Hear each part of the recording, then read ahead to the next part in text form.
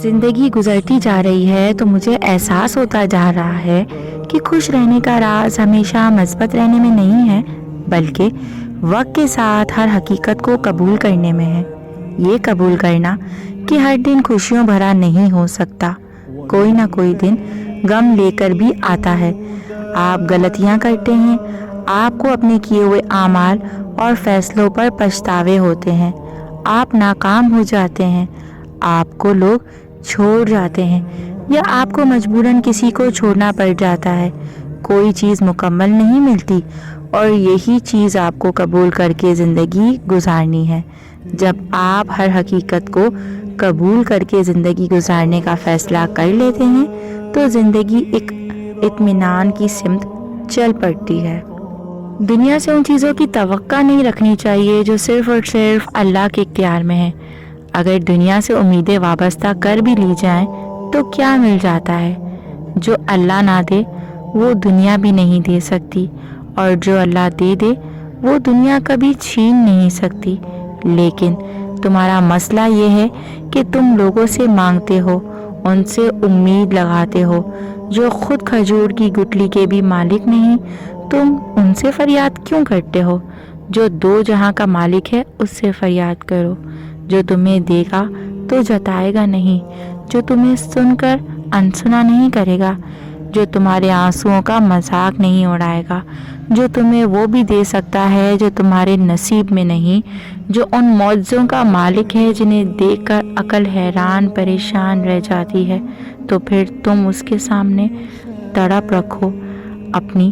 جو قدر جانتا ہے بس ایک وہی ہے جو دے سکتا ہے، جو احسان کر کے اتراتا نہیں۔ تھک جانا برا نہیں ہے، مایوس ہو جانا برا ہے، بہت برا اور مایوس انسان بس تب ہوتا ہے جب اسے اللہ کی طاقتوں پہ، اس کی رحمتوں پر یقین نہیں رہتا، اور جب یہ بات بھول جاتا ہے کہ جس نے یہ حالات پیدا کیے وہ یہ حالات بدل بھی سکتا ہے۔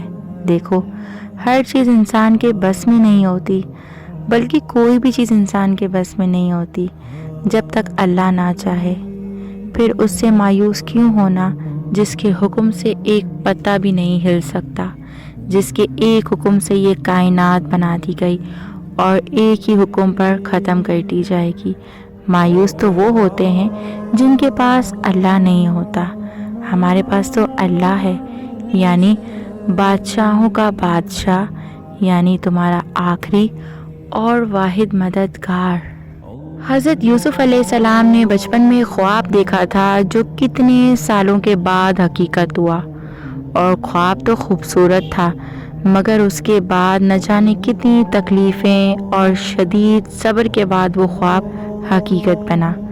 تم نے بھی ایک خواب دیکھا ہے، تم بھی فی الحال تکلیفوں سے گزر رہے ہو، لیکن یقین رکھو تمہارا رب بھی وہی ہے جو یوسف علیہ السلام کا رب ہے، بے شک سب علم والوں سے بڑھ کر ایک علم والا۔